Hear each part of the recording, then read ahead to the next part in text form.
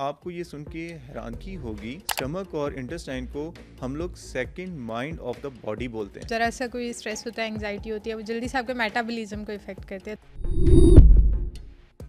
दोनों phenomena interlinked है with stomach motility issues के साथ। उसका जो रेगुलेशन हो रही होती है वो माइंड के साथ हो रही होती है। गट हेल्थ अच्छी है या नहीं, तो वो कौन सी सिम्टम्स होंगी? कुछ पेशेंट्स के अंदर हमने देखा है कि रिफ्लक्स की वजह से खाया पिया वापस आना शुरू हो जाता है। ये भी अगर प्रोलॉन्ग स्टमक डिजीज रहे और उसकी वजह से फूड पाइप की नर्विंग हो जाए, अपनी मर्जी से सेल्फ मेडिकेशन स्टार्ट कर देते हैं। यंग पॉपुलेशन के अंदर वेपिंग का एक ट्रेंड बन गया हुआ है। हमारे लंग्स का तो बेड़ा गर्क करता ही है, हमारी स्टमक की लाइनिंग जो प्रोटेक्टिव अल्लाह ने बनाई हुई है, ये स्मोक जाके उसको रिमूव कर देता है। कार्बोनेटेड ड्रिंक्स जितनी भी हैं, मैं स्टमक के दुश्मन को कभी नहीं भूलूंगा। क्या आपके पास स्टमक से रिलेटेड कौन से बहुत वर्स्ट केसेस आए हों? क्रोसिफ इंजेक्शन कर लेते हैं। क्रोसिफ मीन ब्लीच या एसिड। वो कुछ पेशेंट घरेलू लड़ाइयों में या किसी वजह से वो उठा के पी लेते हैं। ओह माय गॉड।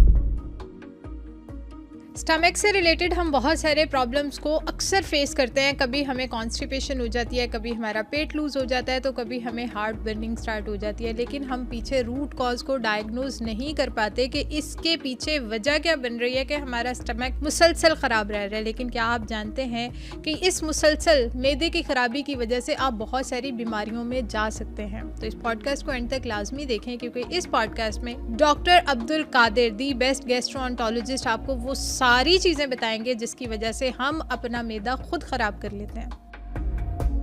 आज हमने पूरा स्टमक समझ के आपसे उठना है कि ये स्टमक होता क्या है, ये प्रोसेस कैसे करता है, इसकी वर्किंग क्या क्या होती है, और फिर इसमें किस तरह प्रॉब्लम जो है वो पूरी बॉडी को इफ़ेक्ट करता है।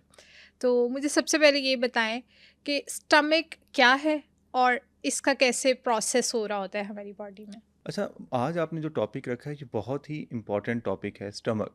स्टमक जिसको हम कहते हैं कि हमारी बॉडी का सबसे अच्छा रिसीवर है। जिस रिसेप्शन ऑफ द बॉडी जो है वो अगर कंसीडर किया जाए तो वो स्टमक ही है।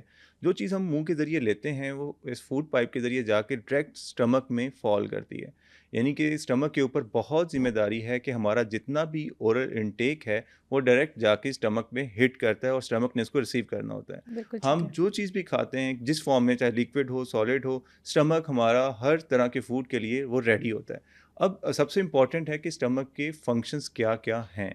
स्टमक एक ऐसा विज़रा, एक ऑर्गन है जिसका काम है कि फूड की डाइजेशन को में हेल्प करना, कि जो भी हम चीज़ खाते हैं वो उसको डाइजेस्टेबल बनाता है और आगे इंटेस्टाइन की तरफ वो फॉरवर्ड कर देता है, उसके अंदर कुछ मिनिमम सा एसिड मिक्स करके, ताकि उसकी डाइजेशन में हेल्पफुल हो सके। बिल्कुल अच्छा, ठीक है। कुछ चीज़ें ऐसी हैं कि अगर वो नॉर्मल रेंज में रहें तो वो बहुत अच्छा है, लेकिन जब वही नॉर्मल फिजियोलॉजी अब नॉर्मेलिटी की तरफ आएगी तो वो हमारे लिए प्रॉब्लम स्टार्ट कर देगी। तो बिल्कुल स्टमक ठीक है। का काम बेसिकली ये है कि जो भी हम खाना लेते हैं उसको जज़ब करना और उसके बाद उसको आगे तेज़ाब के साथ फॉरवर्ड करना। मिक्सिंग करके फॉरवर्ड मूव करना, ताकि डाइजेशन में जो पूरी इंटेस्टाइन में वो हेल्पफुल साबित हो सके। बिल्कुल ठीक है डॉक्टर साहब, जैसे आपने बताया कि ये बहुत अच्छा रिसीवर है, हर चीज़ को जल्दी से रिसीव करता है, तो ये क्या सिर्फ हमारा खाना ही रिसीव करता है कि हमारी टेंशन वेंशन भी जल्दी से अच्छा, रिसीव करके ख़राब हो जाता है? आपको ये सुन के हैरानगी होगी कि स्टमक और इंटेस्टाइन को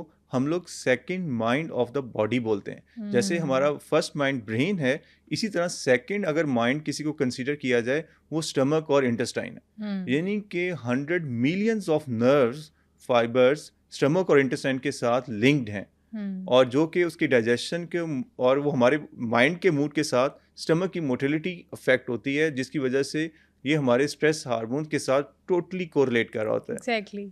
जैसे कहा भी जाता है कि ज़रा सा कोई स्ट्रेस होता है, एंग्जाइटी होती है, वो जल्दी से आपके मेटाबॉलिज्म को इफेक्ट करते हैं। तो मेटाबॉलिज्म किस तरह इफेक्ट होता है कि हमारा स्टमक कहीं ना कहीं इफेक्ट हो रहा होता है। बिल्कुल, उसमें स्ट्रेस हार्मोन्स रिलीज होते हैं। स्ट्रेस हार्मोन्स का जाके डायरेक्टली इफेक्ट होता है जो स्टमक और इंटेस्टाइन की नर्व्स के ऊपर, जिसकी वजह से इसकी मोटिलिटी या तो बहुत ज़्यादा बढ़ जाती है या बहुत ज़्यादा कम हो जाती है, जिसकी वजह से पेशेंट्स कंप्लेंट करते हैं कि हमें खाया पिया बिल्कुल हजम नहीं होता, जो खाया होता है वो वहीं स्टक हो जाता है। और कुछ पेशेंट्स कंप्लेंट करते हैं कि हम खाना बाद में खाते हैं, देखते ही हमें वॉशरूम की अर्ज स्टार्ट हो जाती है। तो एग्जैक्टली। ये दोनों फिनोमिना इंटरलिंक्ड है विद स्टमक मोटिलिटी इश्यूज के साथ, बिल्कुल और ठीक उसका है। जो रेगुलेशन हो रही होती है वो माइंड के साथ हो रही होती है।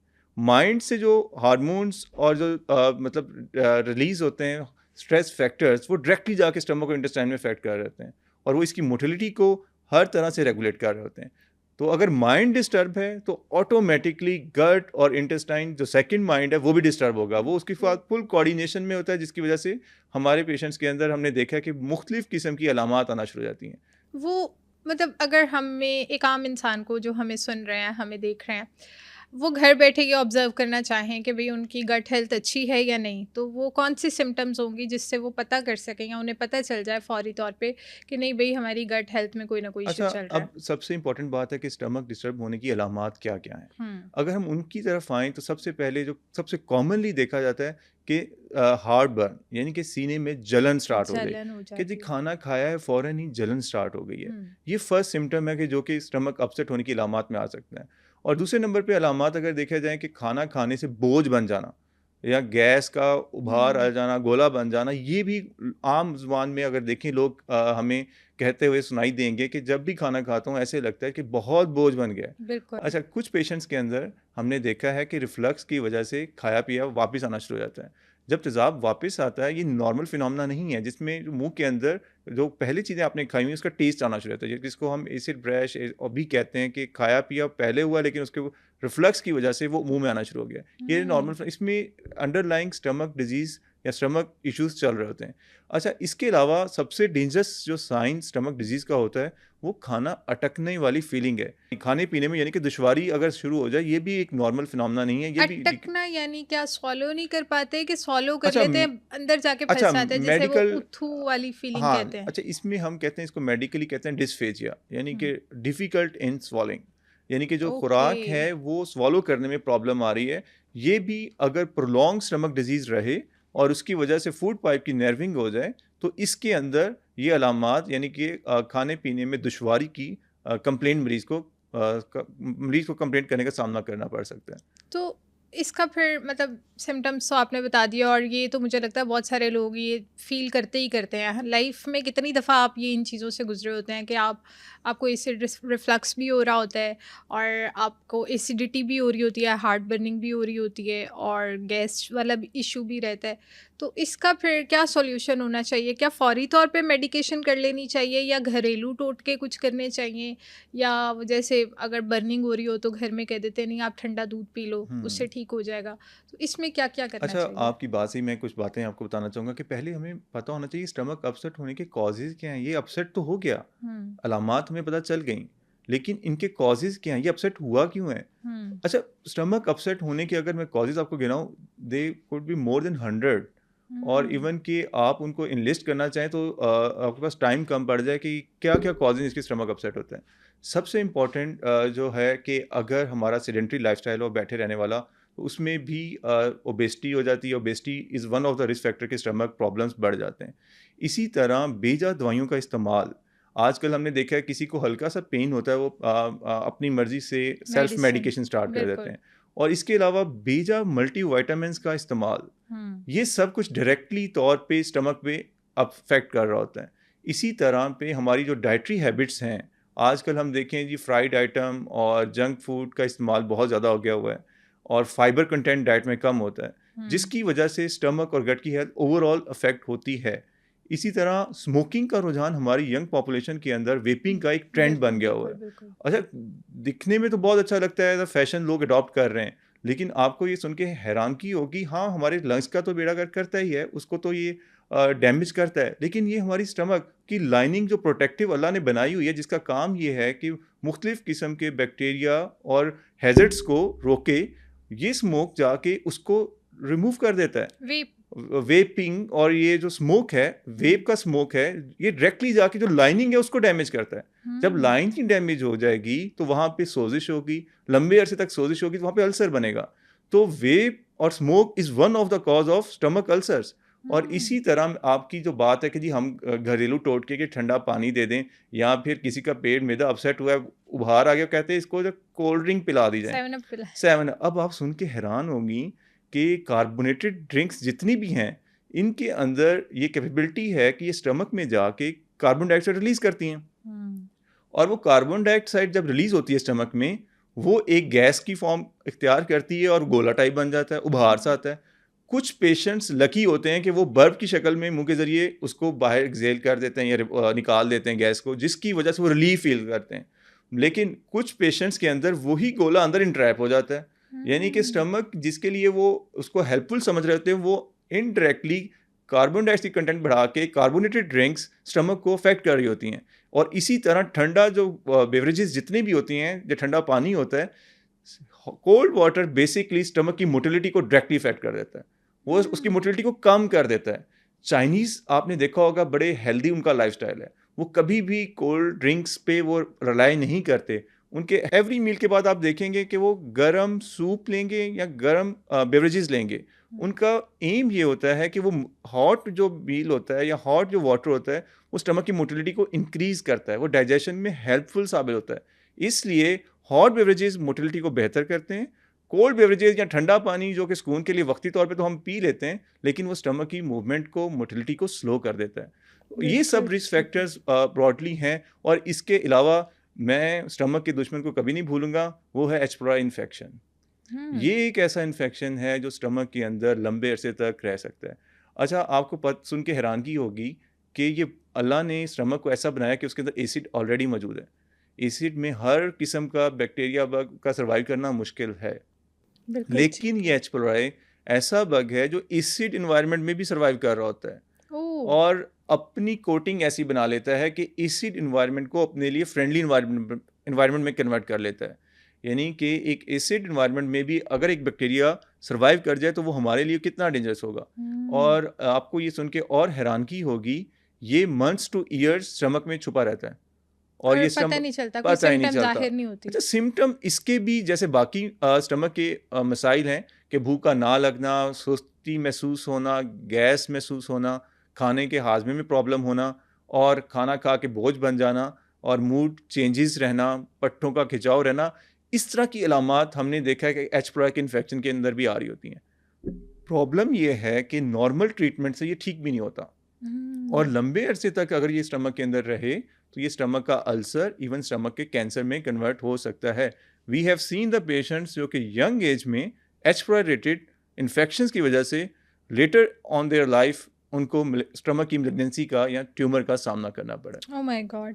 तो ये जो इन्फेक्शन होता है स्टमक के अंदर और ये छुपा भी रहता है, आप बता रहे हैं कि जो बहुत जल्दी पता भी नहीं चलता कि वो हम बहुत बेसिक सिम्टम्स ही जो है वो फील हो रही होती हैं। तो इसका कोई टेस्ट वगैरह होता है कि हर कुछ टाइम के बाद हम अच्छा, करवा लें तो चलें कुछ क्लियरिफिकेशन हो जाए? डेंजरस साइंस होते हैं जिनको अगर हम देखें तो हमें उसको सीरियस लेना चाहिए। हुँ। एक तो परसिस्टेंट वॉमिटिंग, अगर किसी को परसिस्टेंट वॉमिटिंग रह रही है कि नौसिया बहुत ज़्यादा है, खाने पीने को दिल नहीं करता और वॉमिटिंग आ जाती है, ये नॉर्मल नहीं है।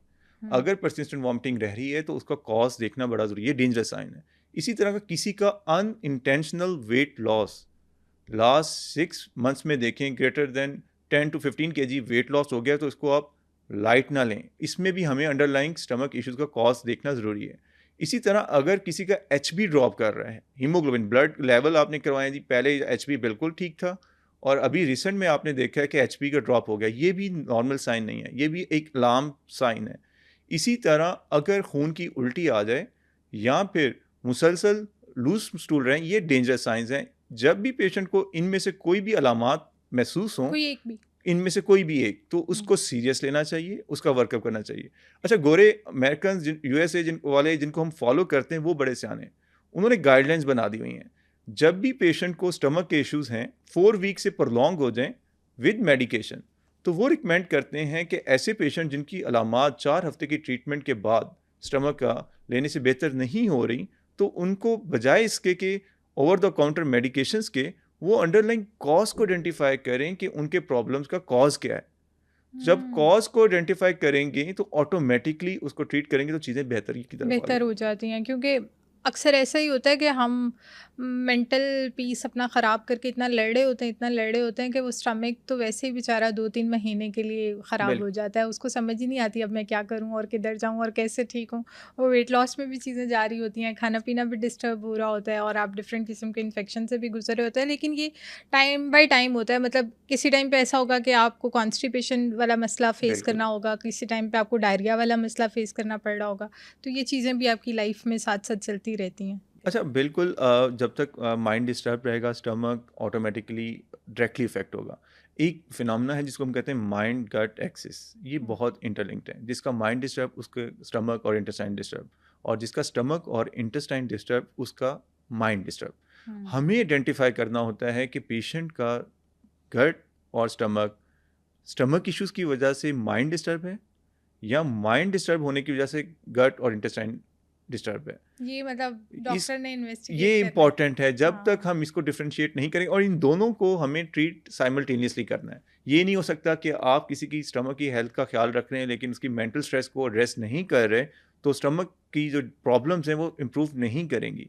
और इसी तरह अगर पेशेंट्स की अगर हम हिस्ट्री लेते हैं उसमें स्ट्रेस फैक्टर कोई ना कोई रूटीन में हमें मिल जाता है जिसको एड्रेस कर। अच्छा, स्ट्रेस डजेंट मीन कि कोई डिप्रेशन का मरीज है, कोई एंग्जाइटी है। Stress mean change in weather is also stress.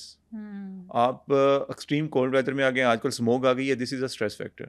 और आपने कोई परफॉर्मेंस में जाना है, कोई आपका क्रिकेट मैच है, कोई और आपकी एक्टिविटी है जिसमें आपने परफॉर्म करना है, तो this is also one of the stress factor in the body, कि बॉडी उसको अडॉप्ट करने से पहले परेशान हो जाती है, और जिसमें डायरेक्टली डायरेक्टली जो अफेक्ट होता है वो स्टमक और इंटेस्टाइन हो जाता है, वो परेशान हो जाता है, स्ट्रेस हार्मोन्स की वजह से वो डिस्टर्ब हो जाता है, उसकी मूवमेंट में प्रॉब्लम आ जाती हैं, उसके डाइजेस्टिव जो फंक्शन है वो डायरेक्टली इन्वॉल्व हो जाता है। तो जैसे अगर आपके पास पेशेंट्स आते हैं, पहले तो मुझे आप ये बताएँ कि आपके पास स्टमक से रिलेटेड कौन से बहुत वर्स्ट केसेज़ आए हों, कि उनके स्टमक में ये प्रॉब्लम्स आ गई अच्छा, हों? लाइक कुछ पेशेंट्स आते हैं जिनको खून की उल्टियाँ आती हैं, और कुछ पेशेंट आते हैं जिनको ब्लैक कलर के स्टूल्स आना शुरू हो जाते हैं। हुँ, अच्छा, एक मज़े की बात है कि अल्लाह ने हमें कुछ चीज़ें ऐसी बताई हैं जिनको हम पिक कर सकते हैं कि something is dangerous at the body जो गोइंग ऑन हो रही है। हुँ, अगर ब्लैक कलर के स्टूल्स आएँ, ब्लड जब भी एसिड के साथ मिक्स होता है उसका कलर ब्लैक हो जाता है। हुँ, अगर किसी को ब्लैक कलर के स्टूल आते हैं, इसका मतलब है कि स्टमक या स्टमक के अराउंड में कोई ब्लीडिंग सोर्स अवेलेबल है, कोई अल्सर बना हुआ है स्टमक में, जो कि ब्लैक कलर के स्टूल में पेशेंट के साथ प्रेजेंट कर रहा है, उसके फीचर्स आ रहे हैं। हुँ, और इसी तरह अगर पेशेंट को खून की उल्टी के साथ परसिस्टेंट वॉमिटिंग रहे और भूख ना लग रही हो, मेडिसिन ली है तो फ़र्क नहीं पड़ रहा, तो फिर हम उनकी जब एंडोस्कोपी करके देखते हैं तो हम ब्लीडिंग का सोर्स भी आइडेंटिफाई कर लेते हैं। हम स्टमक अपसेट होने का रीज़न भी आइडेंटिफाई कर लेते हैं। अगर ब्लीडिंग हो रही है उसको हम वहीं पे कंट्रोल भी कर सकते हैं। अगर खुदा ना ख़ास्ता कोई डेंजरस किस्म की चीज़ें अगर बनी हुई हैं स्टमक में, जिसको हम ऐसी कुछ डिजीज़ेज़ हैं जिसमें कैंसर फॉर्मेशन हो जाता है स्टमक में, या ट्यूमर होता है, तो उसको भी हम पिक कर सकते हैं। बिल्कुल ठीक है। और डॉक्टर साहब ऐसा भी होता है कि अक्सर मतलब एंग्ज़ायटी की एक फ़ॉर्म बताने लगी हूँ कि अगर किसी का कोई इवेंट है, किसी ने जाके परफ़ॉर्म करना है, तो अक्सर लोगों को ना ठीक परफ़ॉर्मेंस से 10 मिनट पहले मोशन स्टार्ट हो जाते हैं, बार-बार वॉशरूम जा रहे होते हैं, हुँ, उनको मोशंस लग जाते हैं। हुँ। तो ये भी बस हम दिमाग में वो टेंशन इतनी लेते हैं कि स्टमक फ़ौरी अच्छा, इफ़ेक्ट हो दिमाग जाता है। का सिंपल इतना रोल है कि जब भी स्ट्रेस होता है ना, कुछ कुछ स्ट्रेस हार्मोन्स रिलीज करता है, हुँ, जिसमें कॉर्टिसोल्स है, और बेसिकली ये सारे हार्मोन्स जाके गट की मोटिलिटी को इंक्रीज कर देते हैं। हुँ, जब गट की मोटिलिटी इंक्रीज होगी तो स्ट्रेस हार्मोन सिंपैथेटिक स्टिमुलेशन जितनी भी है वो आपकी गट की मूवमेंट को डायरेक्टली इफेक्ट कर रही होती है। तो उसमें फिर हमने देखा है कि वॉशरूम जाने से क्रैम्प्स पड़ते हैं जी, पेशेंट फौरन वॉशरूम की तरफ रश कर रहा है। कुछ पेशेंट्स के अंदर हमने देखा है कि जी ब्लॉटिंग वाले सिम्टम्स प्रीडोमिनेटली होते हैं। तो ये सारा कुछ स्ट्रेस हार्मोन रिलीज होने की वजह से होता है, जो कि गट की मूवमेंट को डायरेक्टली इफेक्ट कर रहे होते हैं, जिसकी वजह से इसमें अल्ट्रेशन आ जाती है। अब जैसे अगर लेट्स सपोज़ मैं अपनी बात कर लेती हूँ कि मुझे पता है कि मैंने परफ़ॉर्म करना है और मुझे परफ़ॉर्मेंस से पहले ये इश्यू हो जाएगा। हम्म। तो मुझे उस सिचुएशन में क्या करना चाहिए? अच्छा, मुझे ये तो पता चल गया कि मेरा माइंड जो है ना वो डायरेक्टली इफ़ेक्ट होता है उधर, बिल्कुल। लेकिन अब मुझे करना क्या है? अच्छा, सबसे पहले डाइवर्जन बड़ी इंपॉर्टेंट है कि हुँ, अपने माइंड को आपने डाइवर्ट करना है, रिलैक्स रखना है। पहले तो रीअश्योरेंस करनी है कि जो आपके गट में इशू इस टाइम चल रहा है, ये कोई सीरियस इशू नहीं है। हुँ, ये आपका अंडरलाइंग कोई पुराना क्रॉनिक इशू नहीं चल रहा, ये डेफ़िनिटली आपका स्ट्रेस रिलेटेड है। स्ट्रेस को मैनेज करने के बहुत से तरीके हैं। एक तो रीअश्योरेंस है कि all will go in a smooth way. ये एक लाइन है जो अपने आप को आप बोल देंगे तो ऑटोमैटिकली आपकी बॉडी इसको अडॉप्ट करेगी। ब्रेन को आप थोड़ा काम डाउन करेंगे, डीप ब्रेथ्स लेंगे, थोड़ा-सा अपने आप को एंगेज कर लेंगे किसी एक्टिविटी में, अपने आप को किसी के साथ कम्युनिकेशन में एंगेज कर लेंगे, एक्टिविटी में एंगेज कर लेंगे, तो ऑटोमेटिकली आपका माइंड डाइवर्ट हो जाएगा। माइंड एक तरफ जो स्ट्रेस फैक्टर है उससे जब आप एंगेज करेंगे डिफरेंट थिंग्स में, तो ऑटोमेटिकली वो चीज़ें बेहतर हो जाएंगी। ये जैसे वो कहते हैं all is good, all is good, all all is is good. Good, और साथ में दुरूद शरीफ पढ़ लें, अल्लाह को याद कर लें, अपने माइंड को किसी एक फ़ोकस चीज़ की तरफ कर लें, बजाय इसके कि आप उस इवेंट जिसमें आपने जाके परफ़ॉर्म करना है उसके बारे में सोचें। आप अपने अल्लाह को याद कर लें, आप उसमें दुरूद शरीफ पढ़ लें, आप किसी के साथ एंगेज हो जाएँ बातों में, और आप कोई एक्टिविटी में एंगेज हो जाएँ, तो ऑटोमेटिकली आप उस स्ट्रेस फैक्टर से बच सकते हैं। डॉक्टर साहब, जैसे मैंने आपसे पूछा कि मुझे अपने, आप इतने पेशेंट्स को डील करते होंगे, तो कभी ऐसा आपने फेस किया कि लोगों ने अपने खाने में बेहतियाती की वजह से अपना स्टमक जो है वो 90% डैमेज कर लिया हो? अच्छा, एक रीज़न मैं आपको आज बताना चाहूँगा कि कुछ पेशेंट्स ऐसे होते हैं कि स्ट्रेस रिलेटेड या कोई पर्सनल डिस्प्यूट्स की वजह से क्रोसिफ इंजेक्शन कर लेते हैं। क्रोसिफ मीन ब्लीच या एसिड, जो आम तौर पे घर में अवेलेबल होता है क्लिनजिंग के लिए, क्लीनिंग के लिए, वो कुछ पेशेंट घरेलू लड़ाइयों में या किसी वजह से वो उठा के पी लेते हैं। ओह माय और गॉड! उसकी तेज़ाब पी लेते हैं? तेज़ाब पी लेते हैं, और वो तेज़ाब इतना डेंजरस है कि पूरे फूड पाइप और स्टमक को वो बंद कर देता है, और इतने अल्सर करता है कि पूरी जो आपकी खुराक वाली नाली है, उसकी बंदिश का सामना करना पड़ सकता है। और टेम्परेरी तौर पे तो उन्होंने पी लिया। अच्छा, ज़्यादातर 95% ऑफ तेज़ाब इंजेक्शन या तेज़ाब पीने के केसेस में इमीडिएटली डेथ नहीं होती। हुँ। लेकिन उसके बाद की जो पेचीदगियाँ हैं, वो पूरा एक तो मरीज़ भी फ़ेस करता है और पूरी फ़ैमिली को फ़ेस करनी पड़ती हैं कि नाली जब बंद हो जाए, मरीज़ पानी भी नहीं पी सकता। इवन कि अपना सलाइवा स्वॉलो करते हुए उसको परेशानी होना शुरू हो जाती है, और हुँ। नाली उसकी इतना तंग हो जाती है कि मरीज़ दिन ब दिन कमज़ोर होता जाता है, अपने सलाइवा को भी वॉमिट करनी पड़ती है। और इस तरह के पेशेंट्स को बाद में हमें फिर एंडोस्कोपी के लिए जब हम देखते हैं, उस नाली को कैमरे के ज़रिए मुआयना करते हैं, तो वो इतनी तंग हो गई होती है और उसको हमें फिर खोलना पड़ता है। और जब उसको डायलेट करते हैं, खोलना पड़ता है, उस प्रोसीजर में मरीज़ को बार-बार गुज़रना पड़ता है। वो बहुत पेनफुल प्रोसीजर होता है, और उसके दौरान पेशेंट और पूरी फैमिली सफ़र कर रही होती है। तो ये वो प्रॉब्लम्स हैं जिनकी वजह से, सोशल इश्यूज़ की वजह से, पेशेंट्स, एक अल्लाह ने जो नेमत दी हुई है, खुराक वाली नाली है, उसको ज़ख्मी कर देते हैं इंजेस्ट करने के बाद, और वो फिर उनके ओवरऑल क्वालिटी ऑफ लाइफ को कॉम्प्रोमाइज़ करता है। उसमें एक तो न्यूट्रिशनल डेफिशिएंसीज़ का सामना करना पड़ता है। कि खा उन पी नहीं सकता, उन ज़ाहिर है खा अगर ही नहीं पी के सलाइवा ही नहीं उसका अंदर बिल्कुल। जा रहा, तो बाकी तो पानी तो कहाँ ही जाएगा, या और कोई चीज़ कैसे जाएगी? बिल्कुल जी, उनको वेट लॉस उनका सिग्निफिकेंट होना शुरू हो जाता है, और हेयर लॉस उनका बहुत ज़्यादा हो जाता है, बोन्स वीक हो जाती हैं, रिकरेंट उनको फ्रैक्चर्स होने लग जाते हैं, और उनकी जो हीलिंग है कैपेसिटी है वो बहुत कम हो जाती है, और वो डिप्रेशन क्रॉनिक में चले जाते हैं। एक तो अंडरलाइंग उनका स्टमक काम नहीं कर रहा होता, ऊपर से उनको न्यूट्रिशन जो चाहिए होती है बॉडी की और माइंड की डेवलपमेंट के लिए, वो प्रॉपर्ली नहीं मिल रही होती, जिस तरह एक विशियस साइकिल में वो मरीज़ फँस जाते हैं। तो हुँ। ये कितना बड़ा मसला है, इतना इम्पोर्टेंट एक प्रॉब्लम है जिसको एड्रेस करना चाहिए। आई थिंक अवेयरनेस सेमिनार इस चीज़ पे होने चाहिए, कैंपेन्स गवर्नमेंट की तरफ से होने चाहिए कि वो जो ब्लीच यूज़ है इसको रेगुलाइज़ करें, और इसमें ऐसा टॉक्सिक मटेरियल है जो फूड पाइप को बिल्कुल बंद कर सकता है, और उसका ट्रीटमेंट वो बहुत डेंजरस है, और इसमें पेशेंट्स को बाज़ का सर्जरी की भी ज़रूरत पड़ सकती है, और जिसकी वजह से पेशेंट रिकरेंट एडमिशंस और रिकरेंट एक सोशल क्राइसिस में फॉल कर जाता है। तो डॉक्टर साहब, ये तो रेयर केसेस ही होंगे कि मतलब किसी ने तेज़ाब पी लिया या bleach P Lee.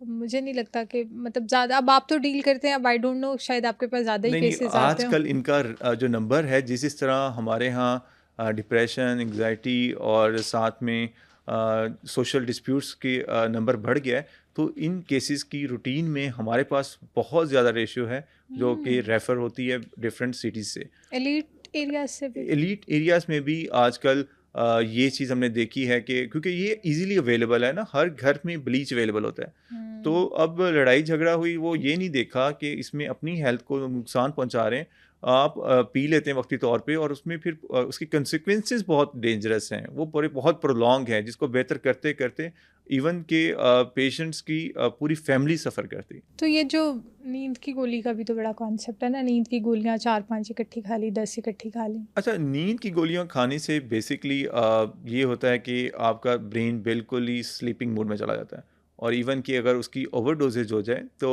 It can cause the death of the person.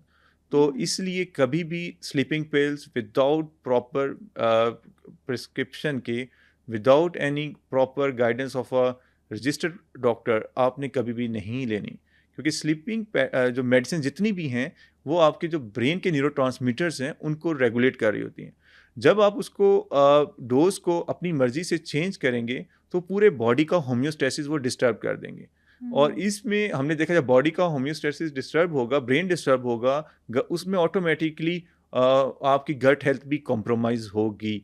तो स्लीपिंग पैट मेडिसिन को लेने से पहले पहले देख लें कि आपको उसकी ज़रूरत है भी कि नहीं। हुँ। अगर है तो किस डोज में लेनी है और कितने ड्यूरेशन। ज़्यादातर बिल्कुल पेशेंट क्या सही। कहते हैं, ओकेजनल ले लेते हैं कि जब स्ट्रेस या जब नींद पूरी नहीं हुई तब ले ली। आई थिंक अगर लेनी, पहली तो मैं एडवाइस ये करूँगा कि स्लीपिंग मेडिसिन रूटीन में ना लें।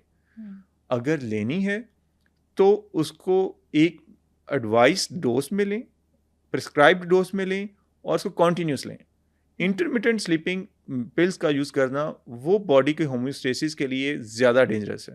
हुँ। और उसमें फिर डिप्रेशन, एंग्जायटी, और हम इसकी एग्जांपल मैं ऐसे ही दूँगा कि कुछ लोग होते हैं ना कि क्रेविंग होने लग जाती है कि एक चीज़ की इसी तरह जो स्लीपिंग पिल्स हैं, उसकी अगर आपने डोज़ ऊपर-नीचे की तो बॉडी को क्रेविंग होना शुरू हो जाती है, बिल्कुल और ठीक जिसमें है। विथड्रॉल सिम्पटम्स आना शुरू हो जाते हैं, और उसकी वजह से आपकी ओवरऑल बॉडी डिस्टर्ब होती है। स्लीपिंग पिल्स का तो नशा है, मुझे लगता है कि मतलब अगर अगर लाइफ में कभी आपने ली हैं और आप दरमियान में 3-4 दिन छोड़ेंगे तो आपको लगेगा आपको मज़े की नींद नहीं आई। मज़े की नींद नहीं आई। आप दोबारा लोगे। नहीं, बिल्कुल ऐसा ही होता है, उससे आपकी स्लीप भी डिस्टर्ब होगी, और इसमें आपके बाकी जितने बॉडी के जो होम्योस्टेसिस है, जो विज़रस हैं, वो सारा डिस्टर्ब हो जाएगा। हुँ। तो इसलिए स्लीपिंग पिल्स का बेजा इस्तेमाल भी बहुत डेंजरस है।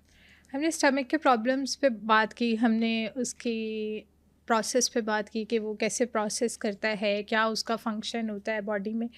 अब मुझे ये बताएं कि अब जो इन प्रॉब्लम्स में से गुजरते हैं, मतलब अगर किसी को हार्ट बर्न होता है तो फिर उसे क्या करना अच्छा, चाहिए? सबसे importantly underlying risk factor identify करें। हुँ, अगर ओबेसिटी आपका रिस्क फैक्टर है हार्ट बर्न का, तो वेट रिडक्शन की तरफ जाएँ। ये तो थोड़ा लॉन्ग टर्म प्रोसेस है ना? अच्छा, उसमें एक्सरसाइज़ेज़ हैं कुछ, आप वो करना शुरू करें, लेकिन जब रूट कॉज़ को एड्रेस करेंगे तो आप बाकी चीज़ों को भी एड्रेस करेंगे। अच्छा, इसी तरह फॉर शॉर्ट टर्म के लिए डाइट का जो पोर्शन है उसको एडजस्ट करें। स्मॉल हुँ, फ्रीक्वेंट मील्स, अगर आप स्टमक अपसेट है, आप उस पे ज़्यादा बोझ डालेंगे तो वो और ज़्यादा अपसेट हो जाएगा हुँ, कि यार मैं तो ऑलरेडी थका हुआ हूँ और मेरे पे और फूड आ रहा है, मैं कैसे इसको डाइजेस्ट करूँ। इसलिए जब पोर्शन मील स्मॉल पोर्शन होगा कि स्टमक पे आप उतना बोझ डालें कि वो उसको ईजिली डाइजेस्ट कर सके। विद टाइम जैसे जैसे उसकी हीलिंग हो जाएगी, वो प्रॉपर फंक्शनिंग में आ जाएगा, फिर हम अपनी रूटीन की डाइट शुरू कर सकते हैं। तो एक तो पोर्शन मील इंपॉर्टेंट है कि अगर आपको हार्ट बर्न फुलनेस रहना शुरू हो गई है। दूसरे नंबर पे हेल्दी डाइट, फ्राइड आइटम कम हो, कार्बोनेटेड ड्रिंक जैसे मैंने बताया कम से कम हो, और चाय को हम भूल ही गए आज। T is also one of the factor जो कि स्टमक की एसिडिटी को बहुत बढ़ा देती है। हुँ, टी के अंदर जो हम चाय हर बड़े शौकीन होते हैं, हर कोई दिन में 3-3 4-4 दफ़ा ले रहे होते हैं। इसके अंदर बेसिकली कैफ़ीन या निकोटीन कंटेंट भी होता है स्मोकिंग के अंदर, और टी के अंदर कैफ़ीन होती है। कैफ़ीन स्टमक की एसिडिटी को बढ़ाता है, हुँ, और अगर कैफ़ीन का इंटेक ज़्यादा हो तो स्टमक की एसिडिटी बढ़ जाती है, जिसकी वजह से स्टमक इश्यूज़ आ सकते हैं। तो कैफ़ीन को या टी को लिमिटेड कोई 1 या 2 टाइम आप लें, वो भी उसी सूरत में कि अगर आपको प्रीवियसली वो सूट करती है टी तो। कुछ हुँ, पेशेंट्स के अंदर हमने देखा है कि ऑलरेडी स्टमक अपसेट होता है और वो चाय के साथ उसमें को मज़ीद अपसेट कर देते हैं। तो हुँ, डाइटरी हैबिट्स, साथ में फ्रूट्स का ज़्यादा इस्तेमाल और वेजिटेबल्स का ज़्यादा इस्तेमाल और प्रोसेस्ड फूड्स कम से कम, ये वो डाइटरी हैबिट्स हैं जिसके साथ हम स्टमक इश्यूज़ को फौरी तौर पे कंट्रोल कर सकते हैं। हाँ, कुछ मेडिसिन ज़रूर हैं जो कि एसिडिटी को फ़ौरन रिलीव करती हैं, बल्कि आजकल मैं ब्रांड किसी का नाम नहीं लूँगा, हर किसी को पता है कि जी स्टमक का इश्यू हुआ है तो हर घर में किसी और कोई मेडिसिन पड़ी हो या ना पड़ी हो, स्टमक की मेडिसिन्स पड़ी हुई हैं। मैं ये एडवाइस करूँगा कि पहले तो स्टमक की मेडिसिन यूज़ ना करें। अगर करनी पड़ भी जाती है तो शॉर्ट ड्यूरेशन के लिए करें, just for the couple of days. अगर आपके सिम्टम परसिस्ट करते हैं तो अंडरलाइंग कॉज को आइडेंटिफाई करें, किस वजह से, कोई इन्फेक्शन प्रॉब्लम है, कोई स्टमक में फूड एलर्जीज है, कोई आपके अंदर डाइटरी हैबिट्स प्रॉब्लम है, कोई आपका स्ट्रेस फैक्टर है, या फिर कोई अदर कोई खुदा ना खासा डेंजरस किस्म का अल्सर है जो कि ट्यूमर की शक्ल में कन्वर्ट हो सकता है। उसको डायग्नोस करें, उसके अकॉर्डिंगली ट्रीट करें तो ऑटोमेटिकली ये प्रॉब्लम परमानेंटली सॉल्व हो जाएगा। तो जिनको मतलब अगर स्टमक इश्यूज होते हैं तो अक्सर लोगों को कॉन्स्टिपेशन का बड़ा इशू होता है, तो कॉन्स्टिपेशन के लिए क्या करना चाहिए? अच्छा, कॉन्स्टिपेशन में हमने देखा कि ज़्यादातर लोग अपनी हाइड्रेशन अच्छी नहीं लगते। ओरल इनटेक पानी का इतना कम होता है जिसकी वजह से स्टूल हार्ड होता है। मिनिमल रिकमेंडेशन ये है कि आप at least 8 to 10 glass per day पानी लाजमी लें, चाहे समर हो चाहे विंटर हो। इवन कि समर में हमारा लिक्विड वाटर की इनटेक की जो क्वांटिटी है वो उससे ज़्यादा है। और इसी तरह फाइबर कंटेंट अगर डाइट में कम है तो उसको बढ़ाना है, जिसमें जंक फूड का कम से कम इस्तेमाल, और सैलड्स रूटीन में डाइट में लें, वेजिटेबल्स रूटीन में लें, फ्रूट्स का ज़्यादा इस्तेमाल करें। और इन केस अगर प्रोलॉन्ग कॉन्स्टिपेशन रह रही है तो इस इन डाइटरी हैबिट्स के अलावा अंडरलाइंग कॉन्स्टिपेशन का भी हमें कॉज रूट देखना है कि कोई ऐसा प्रॉब्लम तो नहीं चल रहा, कोई मेटाबॉलिक एबनॉर्मेलिटी या स्ट्रक्चर एबनॉर्मेलिटी तो नहीं है जिसकी वजह से मरीजों के अंदर कॉन्स्टिपेशन परसिस्ट कर रही है। फिर हमें उसकी अंडरलाइंग कॉज को देख के एड्रेस करना है तो ऑटोमेटिकली कॉन्स्टिपेशन भी बेहतर हो जाएगी। बाकी for the temporary time being कुछ मेडिसिन अवेलेबल हैं जिनका काम ये होता है कि स्टूल को सॉफ्ट कर दे, जिसमें इसबगोल का छिलका है और इस तरह के और ब्रांड्स अवेलेबल हैं जिनका मेन गोल ये है कि बल्क फॉर्मेशन में हेल्पफुल हो ताकि स्टूल सॉफ्ट हो जाए और इजीली हम उसको पास आउट कर सकें। बेस्ट डाइट कौन सी है जो इस तरह का इशू हो तो वो फाइबर इनटेक का कहा जाता है कि आप फाइबर इनटेक करें तो उससे बेहतर हो जाएगा, तो फाइबर रिच सोर्सेज कौन से हैं कि आप लो तो आप ठीक हो जाते हैं? वेजिटेबल्स जितनी भी हैं वो फाइबर रिच होती हैं। इसी तरह आप फ्रूट्स में देखें उसमें फ़ाइबर कंटेंट ज़्यादा होता है। अच्छा, नॉर्मली एक्सेसिव फाइबर डाइट वो मतलब होनी ज़रूर चाहिए लेकिन उसमें बैलेंस चाहिए। आपको मीट भी लेना है, आपको फैट भी चाहिए, आपको फाइबर भी चाहिए। लेकिन इन सब का अगर बैलेंस रखेंगे तो ओवरऑल आपकी जो गट हेल्थ है वो बेहतर हो जाएगी। कॉन्स्टिपेशन को एड्रेस करते करते कुछ लोग ऐसे टोटके इस्तेमाल करते हैं कि उनको बाद में पता चलता है कि उनको डायरिया हो गया, और वो फिर अक्सर कंप्लेन कर रहे होते हैं हमें यहाँ तो कॉन्स्टिपेशन होती है, यहाँ तो डायरिया होता है। वो अपनी डाइटरी हैबिट्स में बैलेंस नहीं रख पा रहे होते हैं। इसलिए बैलेंस बिटवीन जो मील्स ये बड़ा इंपॉर्टेंट है कि आप उसमें कौन कौन से कंटेंट किस क्वांटिटी में ले रहे हैं ताकि ओवरऑल आपकी गट की हेल्थ बेहतर है। बिल्कुल ठीक है। तो ये जो हम सेल्फ मेडिकेशन की तरफ जा रहे होते हैं कि हम मतलब अगर हो जाता है तो हम बहुत ज़्यादा टोटके, जैसे आपने खुद भी जिक्र किया कि हम घरेलू टोटकों की तरफ भी चले जाते हैं और सेल्फ मेडिकेशन भी खुद से कर रहे होते हैं। और वैसे भी अगर आपकी बॉडी में कभी भी कुछ भी हुआ है, कोई भी बीमारी हुई है ना, तो एक मेडिसिन तो हमें लाजमी मिलती है कि ये आपने साथ लाजमी खानी। एक नहीं, दो मेडिसिन ऐसी होती हैं जो आपको स्टमक से रिलेटेड दी जाती हैं कि अगर आप इतनी स्ट्रॉन्ग एंटीबायोटिक लेंगे तो ये दो मेडिसिन तो आपने लाजमी लेनी है। तो क्या वो सही प्रैक्टिस है, वो लेनी चाहिए? अच्छा, medicine for the time being अगर लिए तो गुड है, लेकिन अगर वही मेडिसिन आप प्रोलॉन्ग कर रहे हैं और आपके सिम्टम्स इंप्रूव नहीं कर रहे और मेडिसिन के साथ बेहतर होता है, इसका मतलब अंडरलाइंग कॉज। मैं एक एग्जांपल सिंपल सी देता हूँ। अगर कोई किसी को हल्की सी चोट लगे या कोई हल्का सा ज़ख़म बन जाए तो अगर आप उसके ऊपर मेडिसिन अप्लाई करें तो वो 3 या 4 डेज़ में हील होके उसके ऊपर स्कार बन जाएगा, स्कैब बन जाएगा और वो हील हो जाएगा। अगर आप अपने वूंड के ऊपर कोई कुछ ना भी लगाएं तो नेचर ने कुछ हीलिंग मैकेनिज्म रखा हुआ है। 6-7 डेज़ के अंदर वो कोई भी वुंड वो हील हो जाता है। इसी तरह स्टमक के अंदर अगर कोई प्रॉब्लम हो वो ऑटोमेटिकली अगर मेडिसिन ले लेते हो तो 2 वीक्स के अंदर हील हो जाना चाहिए, और अगर मेडिसिन नहीं भी लेते तो नेचर ने हीलिंग मैकेनिज्म रखा हुआ है, 4 वीक्स के अंदर स्टमक के सारे अल्सर्स हील कर जाते हैं। लेकिन अगर कुछ मरीजों के अंदर बार बार ये अलामात हो रही हैं, डिस्पाइट वो मेडिसिन लेने के बाद उनको बार बार इश्यूज हो रहे हैं, मेडिसिन छोड़ने के बाद दोबारा स्टमक इश्यूज हो रहे हैं, इसका मतलब है कि जो अल्सर क्रिएट कर रही है, जो वजह अंडरलाइंग है, वो बार बार अल्सर कर रही है। यानी कि प्रॉब्लम आइडेंटिफाई नहीं हुआ जो अल्सर कर रही है, इस वजह से रिकरेंट प्रॉब्लम स्टमक के रह रहे हैं। तो उस केस के अंदर मेडिसिन का यूज़ करना ये वाइस नहीं है। हमें डायग्नोसिस बनाना ज़रूरी है कि ये कॉज क्या है, और उसको हम जब ट्रीट करेंगे ऑटोमेटिकली ये चीज़ें रिवर्स हो जाएंगी। डॉक्टर अब्दुल कादिर, स्टमक से रिलेटेड ऑडियंस को लास्ट मैसेज कोई देना चाहेंगे और उन्हें बताएं कि इसकी अफादियत जो है वो बहुत ज़्यादा है और इसका ख्याल हमने खुद रखना है, अगर हम इसका ख्याल नहीं रखेंगे तो ये हमारी पूरी बॉडी का ख्याल नहीं रखेगा। अच्छा, मैं एंड में अपने ऑडियंस को सिर्फ एक ही मैसेज दूंगा कि stomach health is very important. It's not good for कि आपकी डाइजेशन के लिए इंपॉर्टेंट है, आपकी मेंटल पीस के लिए बड़ा इंपॉर्टेंट है। और इसके लिए सबसे इम्पॉर्टेंट है कि अपने स्टमक में हमेशा वो चीज़ डालें जो वो इजीली डाइजेस्ट कर सके। कोई टोटका, कोई तजर्बा स्टमक के ऊपर ना करें। स्मोकिंग को मिनिमम से मिनिमम रखें, बल्कि ना ही रखें, बिकॉज उसके बहुत से साइड इफ़ेक्ट्स हैं। कार्बोनेटेड ड्रिंक्स को अवॉइड करें।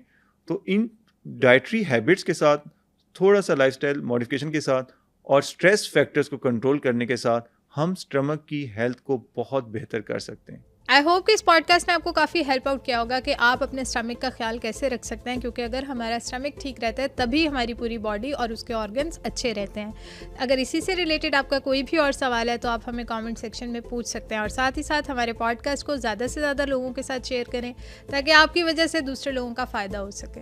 मैं बहुत ही मेहनत और रिसर्च के बाद डिफरेंट डॉक्टर्स के साथ हेल्थ वाइज कॉन्टेंट बनाती हूँ। अगर आपको मेरा कॉन्टेंट वैल्यूएबल लगता है तो सुनो पॉडकास्ट हेल्थ को सब्सक्राइब करें।